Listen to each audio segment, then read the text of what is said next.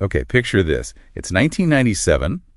The internet is barely a thing, and the music industry is just rolling in cash from CDs. But then David Bowie does something that makes everyone, scratch their heads. He doesn't just release a new album. He basically turns himself into a bond.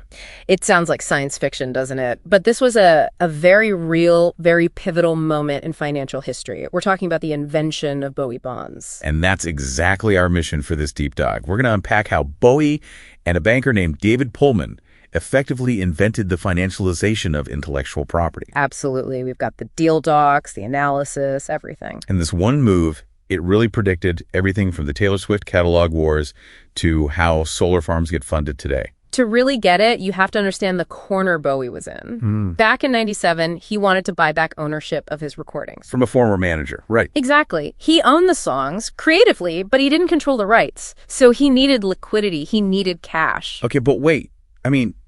He's David Bowie. Couldn't he just walk into a bank and get a huge loan? He could have, sure, but the terms would have been awful.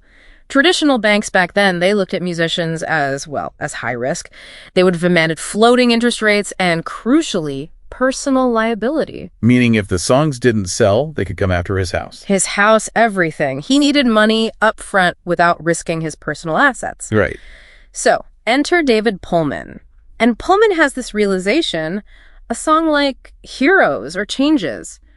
It isn't just art. It's an annuity. It's an annuity. It pays out reliable royalties, every year, just like a mortgage payment. So instead of a loan, they use securitization. Yes. Okay, let's just pause on that word for a second. What is that in plain English?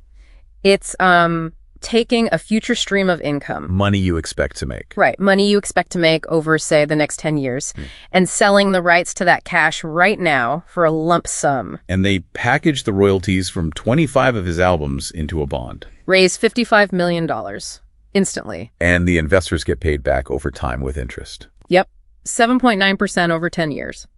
Prudential Insurance actually bought the whole thing. But the genius part wasn't the rate, it was the structure. They used something called a special purpose vehicle, an SPV. Which, that just sounds like jargon for a shell company. It basically is, yeah. A legal one. Think of it like a financial airlock. Bowie transferred the song rights into this separate company. And the investors lent money to the company, not to him. Exactly. Not to Bowie personally. So if the royalties dried up, the investors could take the songs from the company, but they couldn't touch his personal bank account. Precisely. It was non-recourse. Plus, it had this massive tax benefit. Because the $55 million was a loan, it wasn't taxable income. And here's the kicker, right? He didn't sell the songs forever. No. And this is the key difference between what Bowie did and what artists do today. Once the bond was paid back after 10 years, the rights reverted right back to him. So he was just renting his legacy to Wall Street, not selling it. You got it. Which turned out to be incredibly, almost unbelievably lucky timing. Because just a few years later, Napster happens. The timing was almost suspicious. It was so good. He cashed out at the absolute peak of the CD market. Then, boom, piracy explodes and royalties just plummet. And I saw in the notes that Moody's actually downgraded the bonds. Oh, yeah. They did. By 2004, the Bowie bonds were downgraded to just one step above junk status.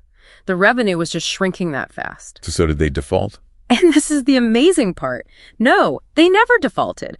They were paid off in full in 2007. Wow. It proved that premium IP, the legendary stuff, it's resilient, even when the whole industry crashes around it. This really did set the stage for everything we see now.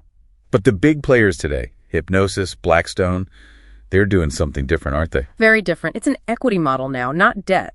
They're buying the rights 100%. When an artist sells their catalog today, they're usually cashing out permanently. Whereas Bowie used debt to keep control. Exactly. The modern parallel is actually Taylor Swift. She had to fight to get her masters back from private equity. Bowie used private equity to secure his. And it's wild to see how this whole idea of an esoteric asset class has expanded. It's not just music anymore. Not at all. This whole world of esoteric ABS, asset-backed securities, is, a $338 billion market now? People are securitizing gym franchise fees, data center revenues. So my gym membership fee could literally be bundled into a bond somewhere. It's very likely, yeah. Okay. Before we wrap, we have to mention the Brixton pound. It just feels like a perfect little postscript to his financial brain. It really is. It's a local currency for his hometown in London, and, well, his face is on the 10-pound note. They even moved it onto the Algorand blockchain recently. From IP bonds to the face of a local cryptocurrency, he really was always a step ahead. He didn't just predict the internet would destroy music revenue. He built the financial bunker to survive the blast. So here's a thought to leave you with. If Bowie could turn his songs into bonds, and, the companies are now trading your gym fees, are we heading toward a world where your own future career earnings could be floated on the stock market?